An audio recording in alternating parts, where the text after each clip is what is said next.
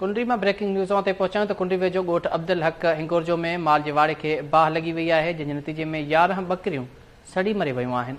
Breaking न्यूज़ों ते पहुंचायूं पिया कुंडरी वेझो ॻोठ अब्दुल हक हिंगोरजो में माल जे वाड़े के बाह 11 बकरियों सड़ी मरी वयूं आहिनि। बाह लगण सबबि 11 बकरियों सड़ी मरी वयूं। हिक में गऊं ऐं गाबी सड़ी ज़ख़्मी थी पई आहे।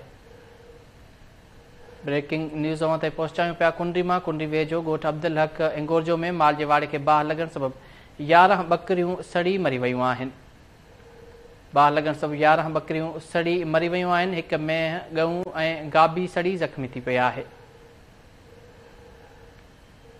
ब्रेकिंग न्यूज़ों ते पहुंचायूं पिया कुंडरी वेझो ॻोठ अब्दुल हक हिंगोरजो में माल जे वाड़े के बाह लगण सबबि 11 बकरियों सड़ी मरी वयूं आहिनि। ब्रेकिंग न्यूज़ों ते पहुंचायूं पिया कुंडरी वेझो ॻोठ अब्दुल हक हिंगोरजो में माल जे वाड़े के बाह लगण सबबि 11 बकरियों सड़ी मरी वयूं आहिनि।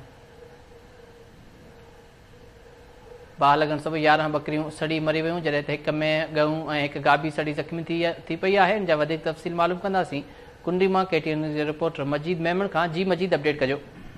जी बिल्कुल, कुंडरी जो इलाक़ो आहे टाली शहर ॻोठ अब्दुल हक हिंगोरजो में माल जी जेके वाल और झुबल ठहियल हुयूं, हुनखे अचानक बाहि लगी वई। उन बाहि से 11 बकरियूं जेके हुयूं डुकी हुयूं उहे उते सड़ी मरी वयूं। हिकु ढगी आहे, हिकु में हिकु गाबो जेको शदीद ज़ख़्मी था सड़ी करे उहे ज़ख़्मी थी पिया आहिनि।